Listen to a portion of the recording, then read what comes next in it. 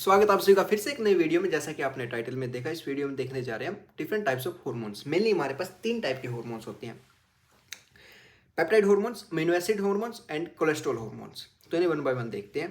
Peptide hormones क्या होते हैं? प्रोटीन्स के बने हुए होते हैं, जैसा कि नाम इंडिकेट करते हैं, प्रोटीन के बने हुए होते हैं। अब इसके एग्जाम्पल्स देख लेते हैं। सबसे पहले इसके एग्जाम्पल्स है ACTH, एड्रीनोकोर्टिकोट्रोपिक हार्मोन, जो एंटीरियर पिट्यूटरी से रिलीज होता है। फिर आता है इंसुलिन, ग्लूकागोन। इंसुलिन का बहुत ही फेमस नाम है आजकल इंसुलिन, जो ब्लड शुगर लेवल्स को कंट्रोल करता है, उसको मैनेज करता है, यानी कि कम करता है। अगर इंसुलिन रिलीज होता है तो वो सेल की जो आउटर मेम्ब्रेन स्ट्रक्चर है उसको मॉडिफाई कर देता है, जिससे कि सेल जो है ब्लड से अपने अंदर ग्लूकोज को खींच लेगा। तो ब्लड से अल्टीमेटली लेवल कम हो जाएंगे, सेल के अंदर वो कहीं स्टोर हो जाएंगे, जैसे कि लीवर में स्टोर होता है। लीवर में स्टोर होता है ग्लाइकोजन की फॉर्म में शुगर जो है, यानी कि ग्लूकोज। शुगर मतलब कि ग्लूकोज, समझ रहे हो ना आप? तो ग्लूकोज जो है वो ग्लाइकोजन की फॉर्म में लीवर में स्टोर हो जाएगा।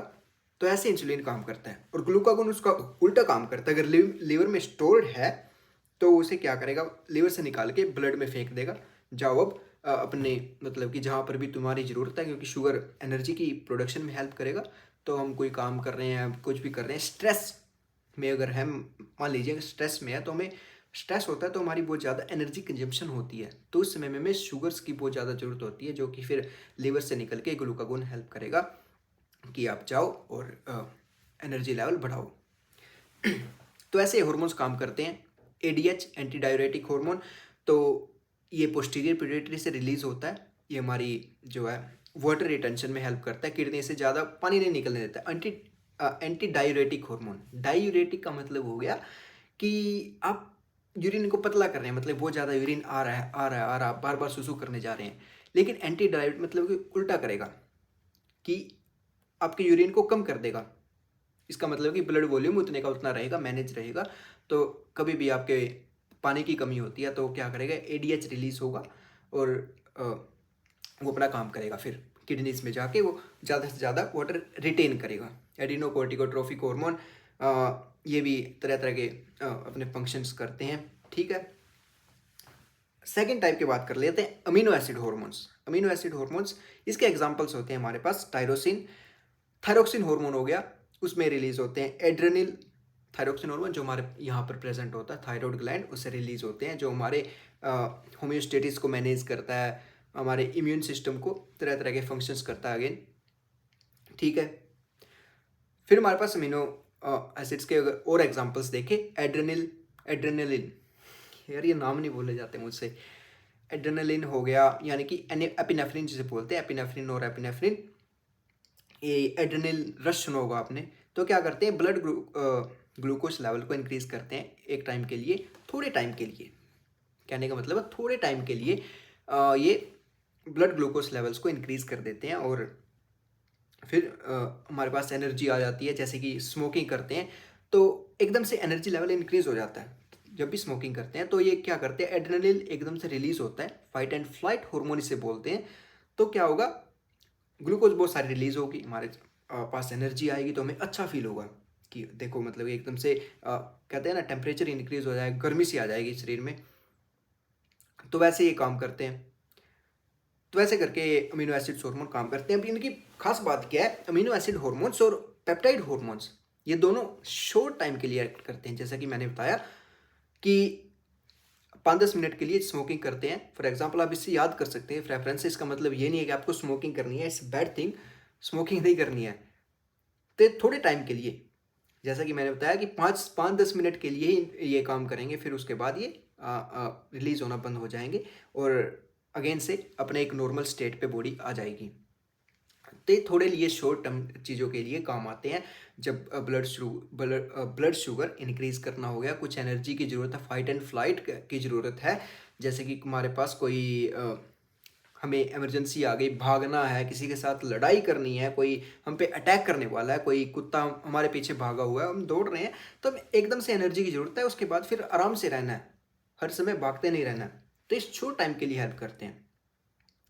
ऐसे जो जैसे कि पेप्टाइड हॉर्मोन्स में एक और पॉइंट ऐड कर लीजिए, ये सेल के ऊपर रिसेप्टर्स होते हैं कुछ, कोई भी सेल मान लीजिए, उसके ऊपर रिसेप्टर्स लगे होते हैं, वहाँ पर जाके रिसेप्टर्स के ऊपर बाइंड करेंगे, सेल के अंदर नहीं घुसते हैं, सेल के ऊपर जाके रिसेप्टर पर बाइंड करेंगे कि हेलो हेलो भाई, वो हम बचपन में करते हैं ना, ट्रेन ट्रेन कौन आया, तो ऐसे करते हैं, बाहर जाके लग जाते हैं, ट्रेन ट्रेन कौन आया, फिर सेल के अंदर से आवाज़ आती है कौन आया, तो ये प्रोटीन्स बोलते हैं कि हम प्रोटीन हॉर्मोन्स हैं, तो कृपया करके आप कुछ ना कुछ हमें दे दीजिए, आप कुछ ब्लड शुगर जो भी ने मैसेज पहुंचाना है पहुंचा देते हैं सेल के बाहर से ही। लेकिन अब बात करते हैं कोलेस्ट्रॉल हार्मोन्स में। कोलेस्ट्रॉल हार्मोन्स में बिल्कुल उल्टा होता है इन हार्मोन से। सबसे पहली तो बात ये, सेल के अंदर जाके मैसेज को पहुंचाते हैं, सीधा सेल के अंदर घुसते हैं, ठीक है। और ये लॉन्ग टर्म के लिए जो मेन डिफरेंस है, एक over the period of time act करते हैं। जैसे कि टेस्टोस्टेरोन हार्मोन हो गया, एडोलसेंस के पीरियड में जब हम आते हैं तो एक लंबे टाइम के लिए एक्ट करते हैं। ऐसा नहीं है कि थोड़े से 1-2 घंटे के लिए रिलीज हुए और काम हो गया, नहीं, एक over the period of time, कई सालों के लिए। तो इन्हें आराम आराम से इनिशिएट करते हैं, जो भी इन्हें अपना रिएक्शन शुरू करना है उसे शुरू करने में टाइम लेते हैं और फिर ख़त्म होने में भी टाइम लगाते हैं। जैसे कि कोर्टिजोल हार्मोन हो गया, कोर्टिजोल स्ट्रेस हार्मोन इसे बोलते हैं। ये क्या करता है, ब्लड शुगर लेवल ही इंक्रीज करता है, काम इसका वही है इमरजेंसी में। लेकिन over a period of time, अगर आप स्ट्रेस में हैं, रोज़ रोज़ स्ट्रेस में है कि यार ये क्या हो गया, मेरे साथ ही क्यों होता है हमेशा, तो आप स्ट्रेस में आ जाएंगे, फिर कोर्टिजोल हार्मोन रिलीज होगा कि बंदा स्ट्रेस में है, इसे काफ़ी लंबे समय तक इसे एनर्जी की ज़रूरत है, तो फिर आपके ब्लड शुगर लेवल इंक्रीज होंगे एक लंबे समय के लिए। तो ऐसे काम करता है। ऐसे टेस्टोस्टेरोन हार्मोन जो एक लंबे समय के लिए इंक्रीज होगा, हमारी मसल्स को चेंज करे। जैसे कि एडोलसेंस में मैंने बताया कि दाढ़ी आनी है, और शरीर पर मतलब कि बाल आने हैं, वॉइस चेंज होनी है, मसल्स की जो स्ट्रेंथ है वो इंक्रीज होनी है, तो एक लंबे समय के लिए वो रिलीज होते हैं। तो ये बेसिक सा डिफरेंस है। वो डिफरेंस इसमें देख लेते हैं तीनों हार्मोन्स में क्या होता है। देखिए, प्रोटीन हार्मोन्स होते हैं जो थोड़ा सा टेक्निकल है, थोड़ा सा और मुश्किल, थोड़ा सा एडवांस है। पेप्टाइड हार्मोन्स जो होते हैं वो वाटर सोल्यूबल होते हैं। वाटर सोल्यूबल मतलब कि कहने का मतलब ये, जो हमारा ब्लड है ना वो मेनली पानी का बना हुआ है, 90% इसमें पानी है। तो पानी में घुलना मतलब कि ब्लड में घुलना। ये प्रोटीन हार्मोन्स जो ब्लड में घुल सकते हैं ईजिली, और इन्हें ट्रांसपोर्ट करना मतलब कि ब्लड के थ्रू ये ईजिली ट्रांसपोर्ट हो सकते हैं कि ब्लड में बैठे और पहुंच गए, ठीक है। लेकिन और इन्हें फिर रिसेप्टर्स की मतलब कि कुछ कैरियर्स की जरूरत नहीं है, ये अपने आप फ्रीली रिलीज होंगे, सारी बॉडी में फैल जाएंगे और जो जहाँ भी ने जाना, जो भी ने काम करना वो कर देंगे। लेकिन जो कोलेस्ट्रॉल हार्मोन्स में क्या होता है, जैसे कि टेस्टोस्टेरोन हो गया, एस्ट्रोजन हो गया, इन्हें ये ब्लड में सोल्यूबल नहीं होते हैं। क्यों नहीं होते हैं? क्योंकि बड़ी बड़ी रिंग्स लगी हुई है, ब्लड में सोल्यूबल नहीं होते हैं, यानी कि पानी में सोल्यूबल नहीं होते हैं। पानी में सोल्यूबल क्यों नहीं होते हैं? क्योंकि बड़ी बड़ी रिंग्स लगी हुई है, तो ये हाइड्रोफोबिक की तरह एक्ट करते हैं और ये पानी में सोल्यूबल नहीं होंगे, तो इसलिए ब्लड में सोल्यूबल नहीं होंगे, तो इन्हें कैरियर्स की जरूरत पड़ती है। कुछ कैरियर प्रोटीन्स आते हैं, आ जाओ भाई तुझे ले जाते हैं, छोड़ देंगे, कहाँ जाना है वो, तो कुछ स्पेसिफिक जगह पर जाएंगे जहाँ पर इनको जाना है, वहाँ पर रिसेप्टर्स पर जाके जैसे कि टेस्टोस्टेरोन रिलीज होगा, तो फिर वो तरह तरह की साइट्स पर जाके बाइंड करेगा, मस्कुलर स्ट्रेंथ को इंक्रीज करेगा, जैसा कि मैंने बताया, तो अपना काम करेगा। उसे कैरियर की जरूरत पड़ेगी, कुछ प्रोटीन्स आएंगे उसको ले जाएंगे कि चलो भाई कहाँ जाना है। और क्या करते हैं उसके बाद, जब ये सेल पे पहुंच जाएंगे जहां पर इनको जाना है, सीधे अंदर घुसेंगे। अगर वाटर इनसोल्यूबल है, इसका अब एक पॉइंट देखिए आप, अगर वाटर इनसोल्यूबल है तो इसका मतलब हुआ कि वो लिपिड सोल्यूबल है। लिपिड में सोल्यूबल है मतलब कि लिपिड्स जो कि हमारे सेल मेम्ब्रेन में होता है। कोई बात नहीं, अगर आपको नहीं पता, डजंट मैटर, आप टेंशन मत लीजिए, इसके बारे में बाद में बात करेंगे, स्ट्रक्चर के बारे में। हमारी सेल मेम्ब्रेन जो है, सेल्स की जो मेम्ब्रेन बनी हुई होती है वो लिपिड बाइलेयर होती है, लिपिड की बनी होती है। अगर लिपिड में सोल्यूबल है तो सेल मेम्ब्रेन में सोल्यूबल है, तो ईजिली उसके अंदर से पास हो जाएगा, उसे कोई दिक्कत नहीं आएगी। अगर वाटर सोल्यूबल है यानी कि वो लिपिड इनसोल्यूबल है, तो वो सेल के अंदर नहीं जा सकता। इसलिए पेप्टाइड हार्मोन्स सेल के अंदर नहीं जाते हैं, वो बाहर ही बैठे रहते हैं, बाहर से दस्तक देते हैं उनके गेट पर। ऑन द अदर हैंड जो कोलेस्ट्रॉल हार्मोन्स है वो सीधा सीधा अंदर जाएंगे, सेल के अंदर घुसेंगे, क्योंकि वो लिपिड सोल्यूबल हैं, और जाके अपना उनका मैकेनिज्म अलग होता है, एकदम अलग। सीधा जाना है, उसको अंदर जाएंगे, वो अपना जो भी काम करना है वो जीन एक्सप्रेशन को चेंज करना है। जैसे कि टेस्टोस्टेरोन सीधा अंदर जाएगा, जीन एक्सप्रेशन को चेंज करेगा, अलग अलग एमआरएनए बनाएगा, फिर वो प्रोटीन्स बनाएगा अलग अलग, एक्टिन मायोसिन बनाएगा, कुछ भी कोई भी प्रोटीन हो गया तो ऐसे रिएक्ट करेगा। पेप्टाइड हॉर्मोन्स में वो बाहर ही बैठ के उसने दस्तक दी थी कि हाँ भाई मेरा मैसेज पहुंचा देना, ठीक है भाई पहुंचा देंगे।